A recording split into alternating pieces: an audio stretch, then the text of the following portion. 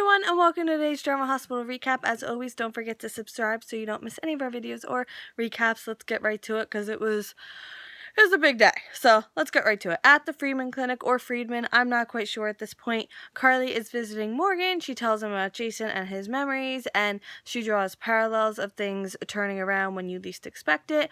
Morgan apologizes for hurting her and the family, and she's like, we're not holding it against you. Like, we just want you to get better. And he's like, you know, I'm still sorry, and they hug, and it's very nice.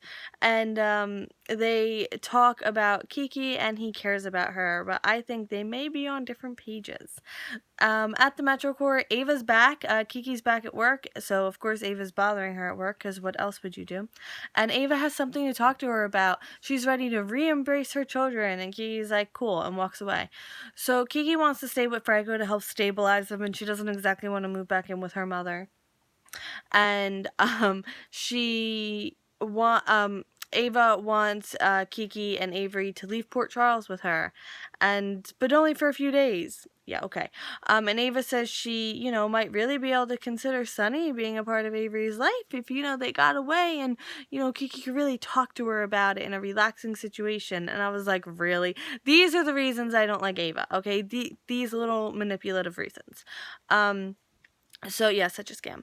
So Kiki gets a call from Carly. It's Morgan using her phone, and she's visiting him later today. He didn't know that. And Kiki has changed her mind, and she's not going to go away with Ava. And Ava tries to talk her out of spending time with Morgan, and finally Ava says that she understands, but she's mad. She just doesn't let Kiki see that, but trust me, she's mad. Back at the Freeman Clinic, Ava visits Morgan, because what else would you do? And he's not taking her visit at face value, and she needs to tell him something that she's needed to tell him for a while. What is her game? So she tells him Kiki is in a fragile place. Okay, it's true. And she says that they're not good together, and he's gonna hurt her again. Not necessarily true, because he's finally gotten the help he needs. And he says that they're different now. They're both different. And Ava tells him to break things off with her, and Morgan's like, no, why would I do that? And she's such a manipulator, and he's like, you're not doing this to me. Like, he can see what she's doing, where in the past he couldn't. In Dr. Finn's hotel room, he has a small jar or something, and he's talking about being careful to Roxy, and I was like, I think no good is happening here. At the hospital, Obrecht cannot wait to tattle on Dr. Finn about the newest patient's death, and Monica reviewed both cases of Dr. Finn's patients and found them not to be suspicious, but Obrecht points out a policy where there's a required review for situations like this, so there has to be a review. So Obrecht lets Dr. Finn know that his lab time has been canceled, and he has to go to the peer review, and Monica's like, yeah, but, it's not like I want to do this, she's like, she can't believe this is happening. So during the peer review, Obrecht is really pushing the mysterious circumstances, and Dr. Finn brings up how Obrecht was the last one with Mr. Ellis, and she has a criminal record, especially when it comes to being a criminal in hospitals. And Obrecht wants an autopsy on the newer death, but she's not exactly in the position to call for that. And Dr. Finn says she blames him for losing her job that she never should have had in the first place. Amen to that, right? So Monica says that she doesn't see any malpractice and no further autopsy should be performed, and the only reason this meeting was called was due to policy. It's 3-1 in favor that Dr. Finn is fine, and Monica thanks him for his time, and Dr. Finn tells Obrecht to steer clear of him, and she says she knows he's hiding something, and he's like, cool, go for it, whatever, do what you're gonna do, I don't care. And but after he leaves, he's secretly worried because his face, he's like a little panicky. Okay, at the police station, Michael is talking with the person with the baby. Her name is Leah, we find out, and they're working on more permanent placement, and that seems to shock Michael. I don't think he expected it to happen that fast. And the DNA test does prove that the baby is Sabrina's. So Michael thinks Sabrina is in danger of being arrested because there's no other reason she would give the baby up now.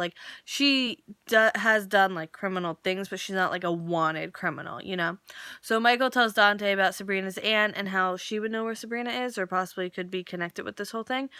So Dante gets a call, and the social worker, Leah, is taking the baby to long-term foster care, and she's going to email him the info for the foster home this afternoon. And I was like, yeah, no, you're not going to do that, probably because it's against policy. But Michael, I can't even say his name, promises to the baby that he'll find Sabrina.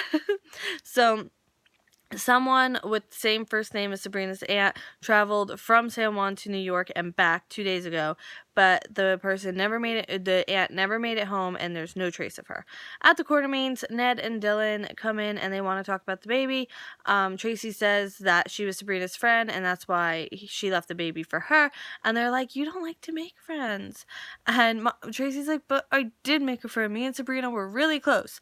And they think that Sabrina left the baby there for Michael, and she is upset that the baby isn't a foster home. And Dylan has to run, and Ned tells Tracy he's glad she didn't get attached before the baby was taken. And I'm like, yeah, that's why she named him Edward Quartermaine, like, because she didn't get attached. And then Tracy says, like, one of the best lines, I have 2 sons, and they're both my second favorite. And I was like, that is so Tracy. Like, I love her. So, and it's so mean, right? So Tracy calls the person, whoever she was talking to before, back, and she's like, let's move. And I was like, what is happening? So, well, we kind of saw the writing on the wall. Turns out Tracy is the long-term foster care. Leah and her superiors got some strings pulled, and the superiors know Tracy, so, like, they kind of got her paperwork through. And, so Tracy's going to be the one taking care of the baby, and Leah is like, I know it's not my place, but why did you go through so much trouble for this child? And Tracy's like, yeah, it's not your place. Bye. Back at the Metro Court, Dylan and Kiki literally run into each other. They're really good at that. And she says she owes him big time for getting her out of her apartment. So he roundabout is like, I feel like he's roundabout asking her out, but, like, I think he tries to play it off like he's not. But he needs to shoot a band tonight, doing one of their concerts, the Glamour Boys, and apparently she was their biggest fan when she was in high school, and she wants to go, but she has to check on something. At end scene. Woohoo. Okay, so Dr. Finn is looking through his phone about the 2 patients. I don't know. I don't know. Obrecht gets on the phone with Dr. Finn's previous hospital and pretends to be like a research person or something. And she's asking about all the patient deaths that happened under his care. Kiki kisses Dylan on the cheek, and there's a bit of lingering. Not gonna lie. Morgan can clearly see Ava being manipulative, and the cloud is gone, so he can see things for what they are. And Ava keeps at it, and he can promise himself and her that he won't hurt Kiki. Like, everything she's used in the past to make him doubt himself, he's not letting himself doubt himself. I don't know if that made any sense. Ned comes in and sees Tracy reading about markets and real estate to the baby. Michael calls his dad, and he asks Sonny to call in those favors he offered to find Sabrina. So there's that. The cycle is starting. All right. Thank you so much for watching today's video. Don't forget to vote for Character of the Week if you have it in mind, or you can wait and vote tomorrow. Tomorrow is going to be probably a little later than I previously thought, so I will keep you updated with that information in the comments to this video, probably by 5 o'clock or so. But I hope you have a great day, and I will see you tomorrow. Bye!